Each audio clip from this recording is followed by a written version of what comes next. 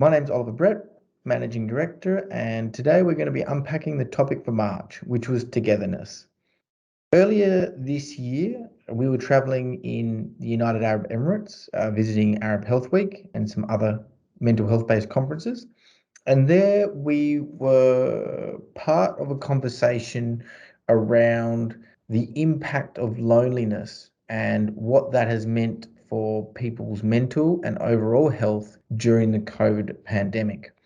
Obviously, during this time, we spent a lot of time in isolation. We spent a lot of time disconnected from the people who we probably hold nearest and dearest and those that we spend a lot of time with. And that has obviously caused an impact on our well-being. But this conversation, I suppose, really opened our eyes as to exactly how big this issue is and how much of a concern it was. And ultimately, what they were saying in this discussion across the Middle East and Northern Africa region is that they were really concerned about what isolation was doing to people's overall health and were, in fact, believing that it was equating to early death or other chronic illnesses for individuals as well. And when we got home, we did a little bit more research and found out that this wasn't just a idea or conception that was thought of only in the Middle East, but also across the world as well, in countries like the UK, where they've now opened up a minister position for loneliness and for making sure that people are able to stay connected in the community to divert or avoid those physical and mental health issues that can come from spending time in considerable isolation. And when we did further research on top of that, we found that the general consensus or understanding at the moment is that loneliness could be the equivalent of smoking 15 cigarettes a day. It could have the same health impacts as smoking 15 cigarettes a day. And as we sort of uncovered this, we were really thought that this was such an important topic for us at Veritas to be discussing with you, who are part of our network, and be getting out there, which is why we decided that we would concentrate on this as a monthly topic. And obviously, in my opinion, probably the most important topic we've discussed this year so far. And what we tried to do for you this month, or provide to you this month, was an understanding of what togetherness was, what it was to have engaged relationships, how you maintain those relationships, how to do that and adapt your relationships to things like COVID, where isolation is being a factor, because COVID won't be the only thing that impacts our relationships in our lifetime or our ability to come together. There will be other challenges in the future as well. So how can you be prepared to adapt that? Finally, we also looked at how to recover from loneliness as well. How can you build stronger social networks? Where I wanted to start today was actually with understanding what togetherness is, because it's not just about filling ourselves with relationships, but filling ourselves with quality relationships. And when we defined togetherness was the having the presence of quality relationships in our lives. So what is a quality relationship? A relationship is one whereby you are both contributing to the other person and receiving benefit as well, or you're receiving something from that interaction, that relationship as well. That is what we call positive or quality relationships. So obviously in our lives, we've got lots of different relationships that we maintain, but not all of them are going to be quality. Not all of them are the ones that we feel that we are gaining from, or maybe we feel guilty that we're not contributing to either. And this is where you can feel like you might have lots of people in your life, but still be quite lonely,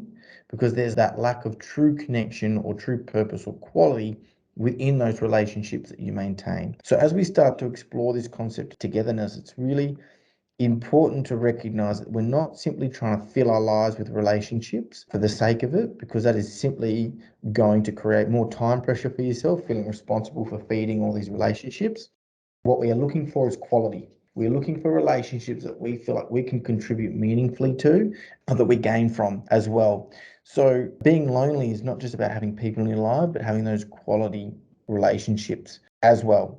And how you maintain them is obviously also of importance as well. It's not just about forming them, but maintaining them. And a lot of trip up points that we see in regards to people maintaining quality relationships is where people start to focus too much on what they're receiving rather than what they're giving. So if they don't feel that the other person is contributing enough, is reaching out, is being proactive in the relationship, we then withdraw from it. We stop being the proactive one. We stop putting the energy in the relationship, which then of course is also going to deteriorate the quality of that relationship. So when we're looking at quality relationships, it's not just trying to keep the ledger between who's contributing what the most, but also reflecting on what can I do to breathe more life into this relationship? What can I do to maintain it? If I'm not receiving back from a relationship what I want,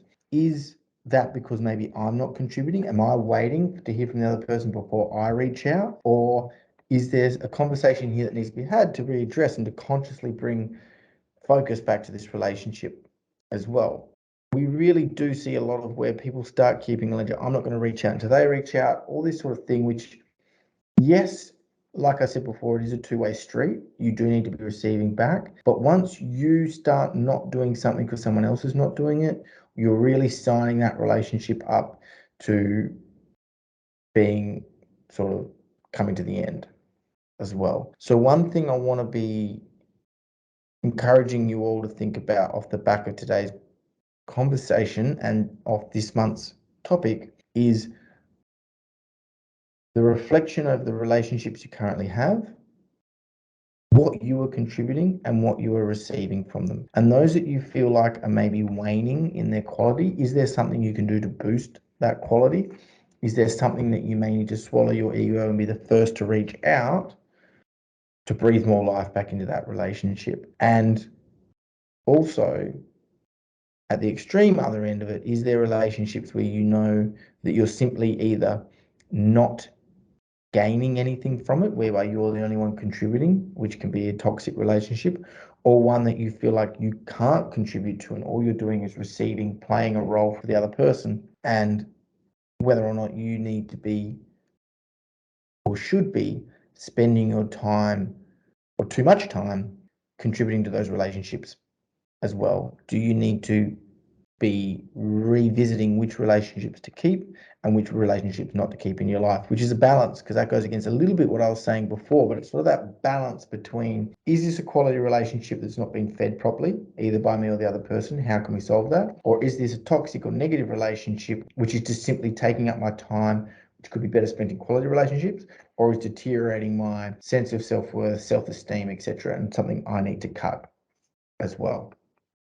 So that's the ground level of togetherness. The second major topic we spoke about during this period is how do you keep togetherness happening at distance? Now, the big area here that we've seen with people is the fact that because we couldn't relate or connect the way we traditionally did during COVID or during the pandemic, we looked too much sort of what we call black and white thinking. I can't connect the way we used to, therefore I can't maintain this relationship.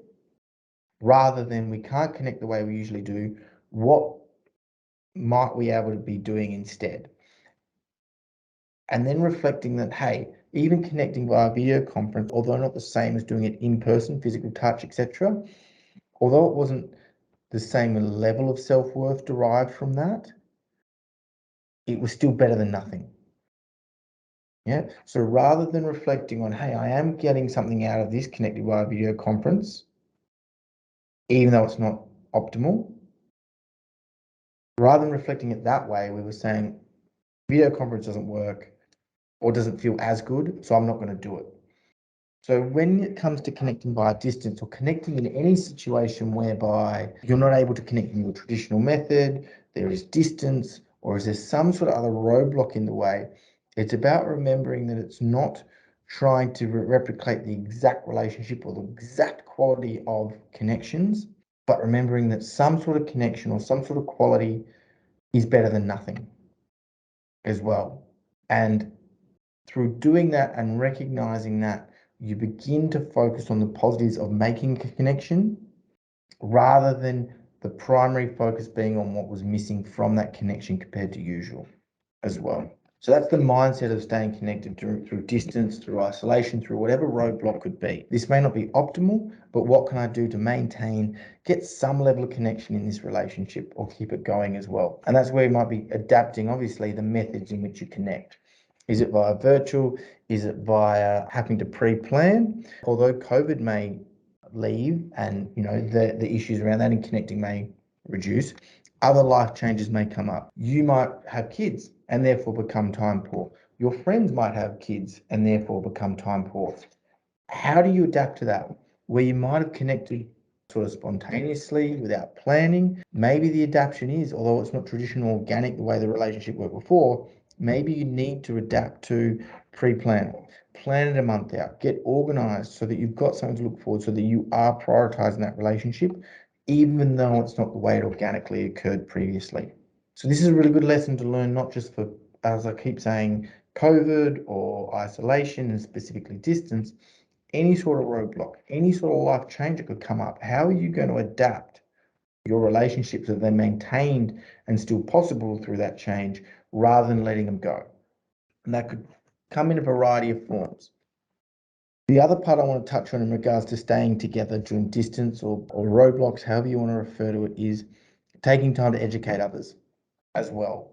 So if there's a roadblock between you and the connecting with the other person, is it solvable at all?